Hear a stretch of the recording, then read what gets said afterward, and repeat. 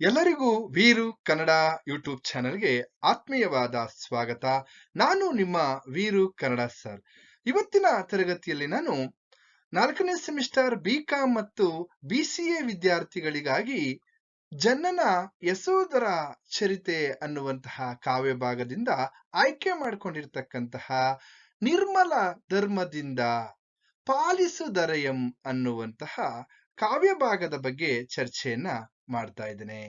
ಅದಕ್ಕಿಂತ ಮುಂಚೆ ಇನ್ನೂ ಕೂಡ ನನ್ನ ಚಾನೆಲ್ ಅನ್ನ ಸಬ್ಸ್ಕ್ರೈಬ್ ಮಾಡ್ಕೊಂಡಿಲ್ಲ ಅಂತ ಅಂದ್ರೆ ಸಬ್ಸ್ಕ್ರೈಬ್ ಮಾಡ್ಕೊಳ್ಳಿ ಅಂತ ಹೇಳ್ತಾ, ಹಾಗೇನೆ ನನ್ನ ಚಾನೆಲ್ ಅನ್ನ ಲೈಕ್ ಮಾಡಿ, ಹಾಗೆ ಐಪ್ ಅನ್ನುವಂತಹ ಒಂದು ಸಿಂಬಲ್ ಕಾಣಿಸುತ್ತೆ, ಅದನ್ನ ಐಪ್ ಮಾಡ್ಬೋದು.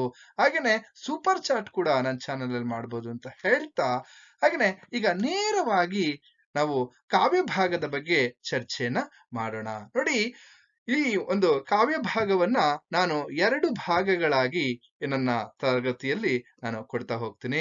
ಹಾಗೇನೆ ಇದು ಸುಮಾರು ನಿಮಗೆ 6 ಅಂಕದ ಈ ಭಾವಾರ್ಥಕ್ಕೆ ಕೇಳ್ತಕ್ಕಂಥದ್ದಿದೆ. ಹಾಗೇನೆ 10 ಅಂಕದ ಪ್ರಶ್ನೆಗಳನ್ನ ಕೇಳ್ತಾರೆ, 5 ಅಂಕದ ಪ್ರಶ್ನೆಗಳನ್ನ ಕೇಳ್ತಾರೆ.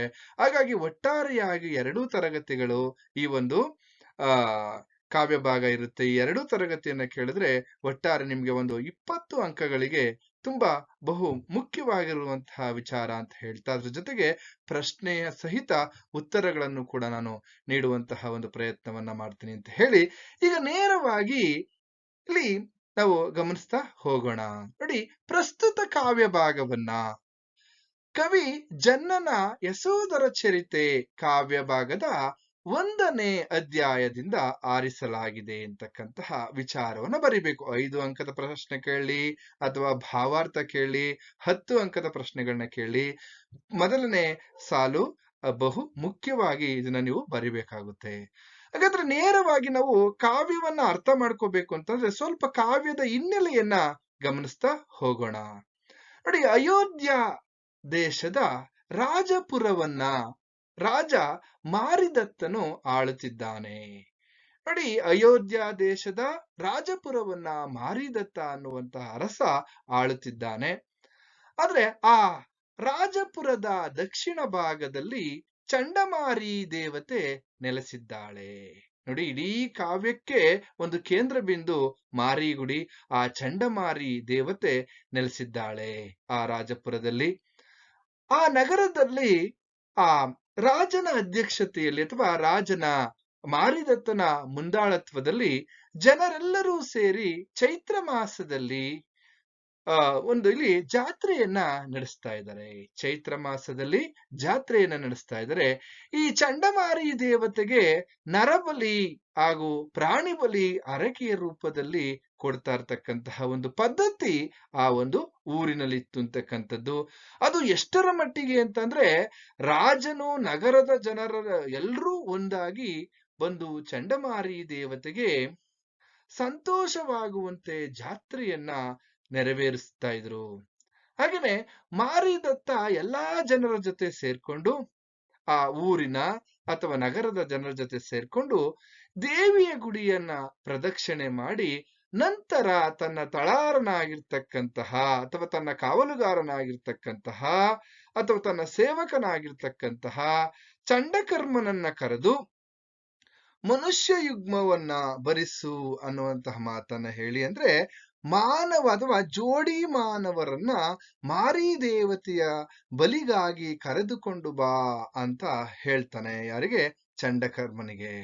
ಆಗ ಚಂಡಕರ್ಮನಿಗೆ ಹೇಳ್ದಂತ ಹೇಳಿ, ನಾನೇ ಮೊದಲು ಬಲಿ ಕೊಟ್ಟು ಚಂಡಮಾರಿ ದೇವತೆಯನ್ನ ಇಲ್ಲಿ ಪೂಜಿಸಬೇಕು, ಇಲ್ಲದೆ ಇದ್ರೆ ದೇವತೆ ಅಂದ್ರೆ ಮಾರಿ ದೇವತೆ ಕೋಪ ಮಾಡ್ಕೊಂಡ್ ಬಿಡ್ತಾಳೆ ಎನ್ನುವಂತ ಮಾತನ್ನ ಇಲ್ಲಿ ಮಾರಿದತ್ತ ಹೇಳ್ತಾ ಇರ್ತಕ್ಕಂಥದ್ದು.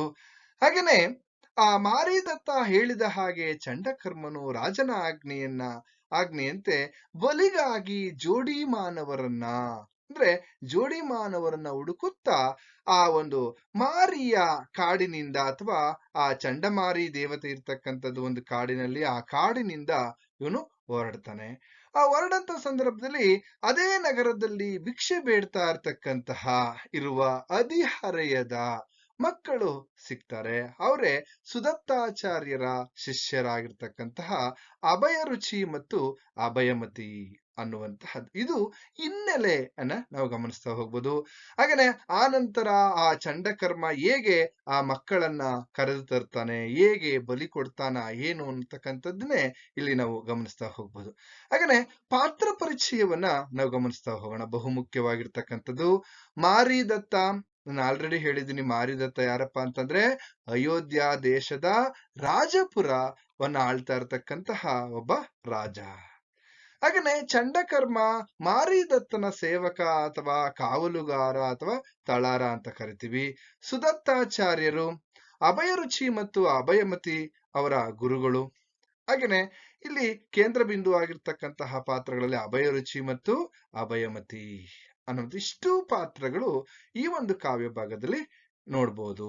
ಈಗ ನಾನು ನೇರವಾಗಿ ನಿಮ್ಗೆ ಸಾರಾಂಶದ ರೂಪದಲ್ಲಿ ಹೇಳ್ತಾ ಹೋಗ್ತೀನಿ, ಯಾಕೆಂದ್ರೆ ವಿದ್ಯಾರ್ಥಿಗಳಿಗೆ ತುಂಬಾ ಸುಲಲಿತವಾಗಿ ಅರ್ಥ ಆಗ್ಲಿ ಅಂತ ಹೇಳಿ. ಹಾಗೇನೆ ನನ್ನ ಚಾನೆಲ್ ಅನ್ನ ಸಬ್ಸ್ಕ್ರೈಬ್ ಮಾಡ್ಕೊಳ್ಳಿ, ನಿಮ್ಮ ಸ್ನೇಹಿತರಿಗೂ ಕೂಡ ತಿಳಿಸಿ ಅಂತ ಹೇಳ್ತಾ, ಯಾಕೆಂದ್ರೆ BCom ಮತ್ತೆ BCA ವಿದ್ಯಾರ್ಥಿಗಳಿಗೆ ತುಂಬಾ ಉಪಯುಕ್ತವಾಗುತ್ತೆ, ಅವರು ಕೂಡ ಹೆಚ್ಚು ಅಂಕಗಳನ್ನ ತಗೊಳ್ಳಿ ನಿಮ್ ಸ್ನೇಹಿತರು ಅಂತ ಹೇಳ್ತಾ, ಈಗ ನೇರವಾಗಿ ಕಾವ್ಯ ಭಾಗದ ವಿಚಾರಕ್ಕೆ ಬರೋಣ. ನೋಡಿ, ಕಿರುವರಯದ ಶುಭ ಲಕ್ಷಣ ಪರಮಟ್ಟಂ ಚಂಡಕರ್ಮನೆಂಬ ತಳಾರಂ ಅನ್ನುವಂತಹ ಸಾಲುಗಳನ್ನ ನಾವು ಗಮನಿಸೋದಾದ್ರೆ, ಈಗ ರಾಜನ ಆಜ್ಞೆಯ ಆಗಿದೆ. ಮಾರಿದತ್ತನ ಆಜ್ಞೆಯ ಮೇರೆಗೆ ಚಂಡಕರ್ಮನು ಜೋಡಿ ಮಾನವರನ್ನ ಹುಡುಕುತ್ತಾ ಆ ಮಾರೀಬನವನ್ನ ಬಿಟ್ಟು ಆ ನಗರದಲ್ಲಿ ಹುಡುಕ್ತಾ ಬರ್ತಾ ಇದ್ದಾನೆ. ಬರ್ತಾ ಇರ್ತಕ್ಕಂತಹ ಸಂದರ್ಭದಲ್ಲಿ ಆಗ ಆ ಎಳೆ ವಯಸ್ಸಿನ, ನೋಡಿ ಎಂತಹವ್ರನ್ನ ಹುಡುಕ್ತಾ ಇದ್ದಾನೆ ಅಂದ್ರೆ ಅವನು, ಎಳೆ ವಯಸ್ಸಿನ ಚಂಡಕರ್ಮ ಆ ಮಾರಿ ದೇವತೆಯ ಚಂಡಮಾರಿ ದೇವತೆಯ ಬಲಿಗಾಗಿ ಎಳೆ ವಯಸ್ಸಿನ ಶುಭಲಕ್ಷಣವುಳ್ಳ ಒಳ್ಳೆಯ ರೂಪವನ್ನ ಇರ್ತಕ್ಕಂತಹ ಬುದ್ಧಿವಂತರಾದ, ಅದರೊಳಗೂ ಒಳ್ಳೆ ವಂಶದಲ್ಲಿ ಹುಟ್ಟಿದ ಮಾನವ ಜೋಡಿಯನ್ನ ಹುಡುಕುತ್ತಾ ಚಂಡಕರ್ಮನು ಬರ್ತಾ ಇದ್ದಾನೆ. ಹಾಗೆ ಬರ್ತಾ ಇರ್ಬೇಕಾದ್ರೆ ಇತ್ತ ಕಡೆ ಸುದತ್ತಾಚಾರ್ಯರು ಇಲ್ಲಿ ಸುದತ್ತಾಚಾರ್ಯರು ಏನ್ ಮಾಡ್ತಾ ಇದಾರಪ್ಪ ಅಂತಂದ್ರೆ, ತನ್ನ ಶಿಷ್ಯರ ಸಮೂಹವನ್ನ ಕೂಡ್ಕೊಂಡು ಆ ರಾಜಧಾನಿಯ ಉಪವನಕ್ಕೆ ಬಂದು ಅಲ್ಲಿ ಗಮನ ಪ್ರಾಯಶ್ಚಿತ್ತಕ್ಕಾಗಿ ಅಲ್ಲಿ ತಂಗಿದ್ದಾರೆ. ಒಂದು ಕಡೆ ಅವರ ಗುಣಗಳು, ಅವರ ಮನೋನಿಗ್ರಹ, ಅವರ ತಪಶ್ಚರಣವೆಂಬುವುಗಳು ಅಂತಿಂತಹ ಸಾಮಾನ್ಯರಿಗೆ ಅರ್ಥವಾಗುತ್ತಿರಲಿಲ್ಲ. ಯಾಕೆಂತಂದ್ರೆ ತಾವರೆಗಳನ್ನ ಇಲ್ಲಿ ಅರಳಿಸುವ ಹಾಗೇನೆ ಸೂರ್ಯನಂತೆ ಸುದತ್ತಾಚಾರ್ಯರ ಒಂದು ಶಿಷ್ಯ ಸಮೂಹ ಅಲ್ಲಿ ಒಂದು ವಿಕಾಸ ಕಾರಣಕ್ಕಾಗಿ ಅಲ್ಲಿ ಉಪವನದಲ್ಲಿ ತಂಗಿದ್ರು ಅಂತಕ್ಕಂಥದ್ದು. ಅವರ ಈ ಮುನಿಗಳ ಸಮುದಾಯವನ್ನ ಕೂಡಿಕೊಂಡು ಅವರು ವ್ರತದ ಅಂಗವಾಗಿ ಉಪವಾಸವನ್ನ ಮಾಡ್ತಾ ಇದ್ದಾರೆ ಸುದತ್ತಾಚಾರ್ಯರು. ಆನಂತರ ಇಬ್ಬರು ಸುದತ್ತಾಚಾರ್ಯರು ಏನ್ ಮಾಡಿದ್ರಪ್ಪ ಅಂದ್ರೆ, ತನ್ನ ಶಿಷ್ಯರಾಗಿರ್ತಕ್ಕಂತಹ ಅಭಯರುಚಿ ಮತ್ತೆ ಅಭಯಮತಿಯನ್ನ ಕರೆದು, ಇಬ್ಬರು ಮಕ್ಕಳನ್ನ ಕರೆದು ಭಿಕ್ಷೆ ಎತ್ತಿ ತರುವಂತೆ ಅವರನ್ನ ಕಳಿಸ್ಕೊಡ್ತಾರೆ. ಆ ಕಳಿಸ್ಕೊಟ್ಟಂತಹ ಸಂದರ್ಭದಲ್ಲಿ ಇಲ್ಲಿ ಚಂಡಕರ್ಮ ಏನ್ ಮಾಡ್ತಾ ಇದ್ದಾನೆ, ಜೋಡಿ ಇಲ್ಲಿ ನರಬಲಿ, ಚಂಡಮಾರಿ ದೇವತೆಗೆ ನರಬಲಿಯನ್ನ ಕೊಡ್ಬೇಕು ಅಂತ ಹೇಳಿ ಇಲ್ಲೆಲ್ಲ ಒಂದ್ ಕಡೆ ಜೋಡಿ ಮಾನವರನ್ನ ಹುಡುಕ್ತಾ ಬರ್ತಾ ಇರ್ತಕ್ಕಂತಹ ಒಂದು ಸಂದರ್ಭ. ಇಲ್ಲಿ ನಿಮ್ಗೆ ಒಂದು ಪ್ರಶ್ನೆಯನ್ನ ಕೇಳ್ತಾರೆ. ಯಾವ ರೀತಿ ಅಂತಂದ್ರೆ, ಅಭಯರುಚಿ ಮತ್ತು ಅಭಯಮತಿಯನ್ನ ಚಂಡಕರ್ಮ ಯಾವ ರೀತಿ ಮಾರಿಗುಡಿಗೆ ಇಲ್ಲಿ ಎಳೆದು ತಂದ ಸನ್ನಿವೇಶವನ್ನ ಬರೆಯಿರಿ ಅಥವಾ ಪ್ರಸಂಗವನ್ನ ಬರೆಯಿರಿ ಅಥವಾ ಸಂದರ್ಭ ಅಂತ ಕೇಳ್ತಾರೆ. ಯಾವ ರೀತಿ ಅವ್ರ ಪಹಾಡ್ಗ ಅವರು ಇಲ್ಲಿ ಭಿಕ್ಷೆಯನ್ನ ಬೇಡ್ತಾ ನಗರದಲ್ಲಿ ಹೋಗ್ತಾ ಇದ್ದಾರೆ. ಅಭಯಮತಿ ಮತ್ತೆ ಅಭಯರುಚಿ ಯಾವ ರೀತಿ ಈ ಚಂಡಕರ್ಮ ಅವರನ್ನ ಇಲ್ಲಿ ಎಳೆದುಕೊಂಡು ಬರ್ತಾನೆ ಅಂತ ನಾವು ಗಮನಿಸೋದಾದ್ರೆ, ನೋಡಿ, ಆ ಬಾಲಕರು ಸುದತ್ತಾಚಾರ್ಯರ ಪಾದಗಳಿಗೆ ಅಂದ್ರೆ ಗುರುಗಳ ಪಾದಕ್ಕೆ ನಮಸ್ಕರಿಸಿ ಅಲ್ಲಿಂದ ಭಿಕ್ಷೆ ಎತ್ತಲು ಹೊರಡ್ತಾರೆ. ಹೊರಟಂತಹ ಸಂದರ್ಭದಲ್ಲಿ ಅಷ್ಟರಲ್ಲಿ ಇಲ್ಲಿ ಚಂಡಕರ್ಮ ರೆಡಿಯಾಗಿ ಸಿದ್ಧನಾಗಿ ನಿಂತಿದ್ದಾನೆ. ಅಷ್ಟರಲ್ಲೇನೆ ಎರಡು ಎಳೆಯ ಜಿಂಕೆ ಮರಿಗಳನ್ನ ಹುಲಿಯು ಹಿಡಿಯುವಂತೆ ಅಭಯರುಚಿ ಮತ್ತೆ ಅಭಯಮತಿಯನ್ನ ಚಂಡಕರ್ಮ ಹಿಡಿದನು. ನೋಡಿ, ಎಳೆಯ ಜಿಂಕೆ ಮರಿಗಳನ್ನ ಹೇಗೆ ಹುಲಿ ಹಿಡಿಯುತ್ತೋ ಹಾಗೆ ಹಿಡ್ಕೊಂಡ್ಬಿಟ್ಟಿದ್ದಾನೆ ಚಂಡಕರ್ಮ. ಒಂದ್ ಕಡೆ ಇಲ್ಲಿ ಯಾಕೆಂದ್ರೆ ಅಭಯ ರುಚಿ ಮತ್ತೆ ಅಭಯಮತಿಗೆ ಎಂಬ ಈ ಇಬ್ಬರು ಮಕ್ಕಳಿಗೆ ತಮ್ಮ ಇಲ್ಲಿ ಪಾಪಕರ್ಮದ ಪ್ರವೃತ್ತನಾಗಿರ್ತಕ್ಕಂತಹ ಚಂಡಕರ್ಮನ ಚಂಡಕರ್ಮ ತಮ್ಮನ್ನ ಹಿಡಿದಂತಹ ಒಂದು ಉದ್ದೇಶ ಅವರಿಗೆ ಅರಿವಾಯಿತು. ಅವ್ರಿಗೆ ಅರಿವಾದಂತಹ ಸಂದರ್ಭದಲ್ಲಿ ಚಂಡಕರ್ಮನ ಉದ್ದೇಶ ಏನು, ಅವನೇನಕ್ ಬಂದಿದ್ದಾನೆ ಅಂತಕ್ಕಂಥದ್ದು ಅರಿವಾದ್ಮೇಲೆ ಆಗ ಅಭಯರುಚಿ ಇಲ್ಲಿ ತನ್ನ ತಂಗಿಯಾಗಿರ್ತಕ್ಕಂತಹ ಅಭಯಮತಿಗೆ ಹೇಳ್ತಾನೆ, ಎಲೆ ತಂಗಿ, ನಮಗೆ ಸಾವು ಹತ್ತಿರವಾಗುತ್ತಿದೆ, ಹೆದರಿಕೊಳ್ಳಬೇಡ ಅಂತ ಹೇಳ್ತಾನೆ. ನೋಡಿ, ಇಲ್ಲಿ ಇನ್ನೊಂದು ಪ್ರಶ್ನೆ ನಿಮ್ಗೆ ಕೇಳ್ತಾರೆ. ಅಭಯರುಚಿ ಮತ್ತು ಅಭಯಮತಿಯರ ಸಂಭಾಷಣೆಯನ್ನ ವಿವರಿಸಿ, ಅಥವಾ ಅಭಯರುಚಿ ಮತ್ತು ಅಭಯಮತಿ ಒಬ್ಬರಿಗೊಬ್ಬರು ಸಮಾಧಾನ ಮಾಡಿಕೊಂಡ ಬಗೆ ಅಥವಾ ಒಬ್ಬರನ್ನೊಬ್ಬರು ಸಂತೈಸಿಕೊಂಡ ಬಗೆಯನ್ನ ವಿವರಿಸಿ ಎನ್ನುವಂತಹ ಪ್ರಶ್ನೆಯನ್ನ ಕೇಳ್ತಾರೆ. ಸರಿ, ಈಗ ಈ ಚಂಡಕರ್ಮ ಅಭಯರುಚಿ ಮತ್ತೆ ಅಭಯಮತಿಯನ್ನ ಹಿಡ್ಕೊಂಡಂತಹ ಸಂದರ್ಭದಲ್ಲಿ ಅವರಿಗೆ ಅರ್ಥ ಆಗಿದೆ, ಮುಂದೆ ಏನಾಗುತ್ತೆ ಅನ್ನೋದು ಅವರಿಗೆ ಗೊತ್ತಾಯ್ತು. ಸರಿ, ಇಷ್ಟೆಲ್ಲ ಆದ್ಮೇಲೆ ಅಣ್ಣ ತಂಗಿ ಇಬ್ರು ಕೂಡ, ಅಂದ್ರೆ ಅಭಯರುಚಿ ಮತ್ತು ಅಭಯಮತಿ ಇಬ್ರು ಕೂಡ ಮಾತಾಡ್ಕೊಳ್ತಾರೆ. ವಿಧಿ ನಿಯಮವನ್ನ ಮೀರುವರು ಯಾರಿದ್ದಾರೆ? ನೋಡಿ, ಹಣೆ ಬರಹಕ್ಕೆ ಹೊಣೆ ಯಾರು ಅನ್ನೋ ರೀತಿಯಲ್ಲಿ ವಿಧಿ ನಿಯಮವನ್ನ ಯಾರಿಂದಲೂ ಕೂಡ ಮೀರೋದಕ್ಕಾಗೋದಿಲ್ಲ. ಆ ವಿಧಿ ನಿಯಮವನ್ನ ಯಾರೂ ಕೂಡ ತಪ್ಪಿಸ್ಕೊಳಕ್ಕಾಗೋದಿಲ್ಲ. ಅದಕ್ಕಾಗಿ ಹೆದರಿದರೆ ಯಾವುದೇ ರೀತಿಯಾದಂತಹ ಪ್ರಯೋಜನವಿಲ್ಲ ಅಂತ ಹೇಳಿ ಅಭಯರುಚಿ ಮತ್ತೆ ಅಭಯಮತಿ ಇಬ್ರು ಕೂಡ ಮಾತಾಡ್ಕೊಳ್ತಾ ಇದ್ದಾರೆ. ಒಬ್ರಿಗೊಬ್ರು ಸಮಾಧಾನ ಮಾಡ್ಕೊಳ್ತಾ ಇರ್ತಕ್ಕಂಥದ್ದು ಅಣ್ಣ ತಂಗಿ ಇಬ್ರು ಕೂಡ. ನೋಡಿ, ನೋಡಿ, ಎಲ್ಲ ಒಂದ್ ಕಡೆ ಏನೇ ಆಗ್ಲಿ ನಮ್ಮ ಬದುಕಿನಲ್ಲಿ ಬಂದಿದ್ದೆಲ್ಲವನ್ನು ಕೂಡ ಸಹಿಸಿಕೊಳ್ಳೋದೇ ನ್ಯಾಯವಾದ ದಾರಿ ಅಂತ ಹೇಳ್ತಾ, ಸಾಧನೆಯ ಮಾರ್ಗದಲ್ಲಿ ಬರುವ ಅಡ್ಡಿ ಅಡಚಣೆಗಳನ್ನ ಜಯಿಸುವುದನ್ನೇ ತಪಸ್ಸು ಅಂತ ಕರೀತಾರೆ. ಹಾಗೆ ತಪಸ್ಸಿಗೇನು ಬೇರೆ ಎರಡು ಕೊಂಬುಗಳಿವೆಯೇ ಎಂದು ಆ ತಂಗಿಗೆ ಸಮಾಧಾನವನ್ನ ಮಾಡ್ತಾ ಇದ್ದಾನೆ ಇಲ್ಲಿ ಅಭಯರುಚಿ.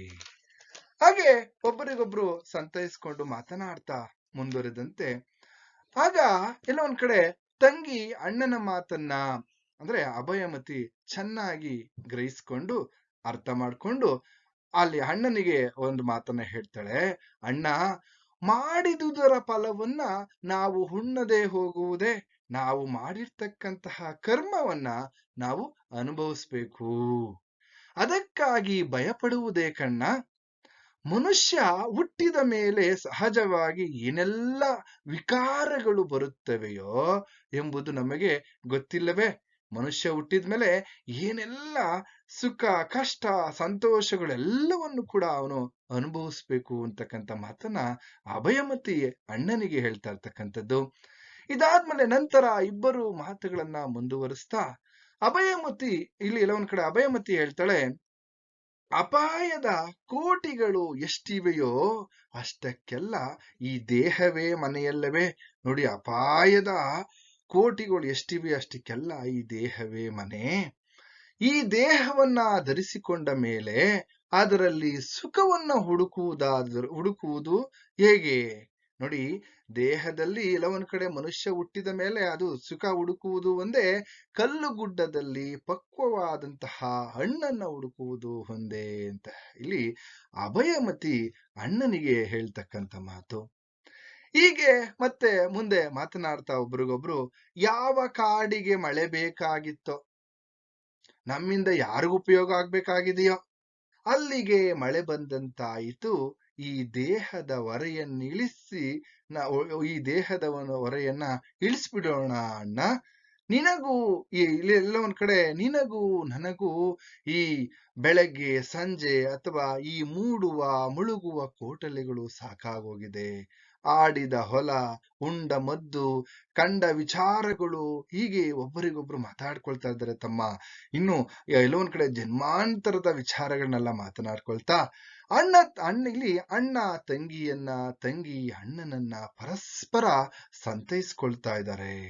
ರಾಜಕುಮಾರರಾದ ಇವರು ಹೀಗೆ ಸಾಂತ್ವನದ ಮಾತುಗಳನ್ನ ಆಡುತ್ತಾ ನಿಶ್ಚಿಂತೆಯಿಂದ ಮಲಿ ಚಂಡಮಾರಿ ದೇವತೆಯ ಗುಡಿಯನ್ನ ಪ್ರವೇಶಿಸುತ್ತಾರೆ. ಇದಿಷ್ಟು ಭಾಗ 1ರ ವಿಚಾರ. ಹಾಗೇನೆ ಚಂಡಮಾರಿ ದೇವತೆಯ ಆ ಒಂದು ಗುಡಿ ಯಾವ ರೀತಿ ಭಯಾನಕವಾಗಿತ್ತು, ಆ ಭಯಾನಕ ಸನ್ನಿವೇಶಗಳೇನು, ಅದರ ವರ್ಣನೆಗಳೇನು ಅನ್ನುವಂತಹ ವಿಚಾರವನ್ನ ನಾನು ಮುಂದಿನ ತರಗತಿಯಲ್ಲಿ ನಿಮಗೆ ತಿಳಿಸ್ಕೊಡ್ತೀನಿ ಅಂತ ಹೇಳ್ತಾ ಇಲ್ಲಿಗೆ ಈ ತರಗತಿಯನ್ನ ಮುಗಿಸ್ತಾ ಇದ್ದೀನಿ. ನಿಮ್ಗೆಲ್ರಿಗೂ ಕೂಡ ಶುಭವಾಗ್ಲಿ.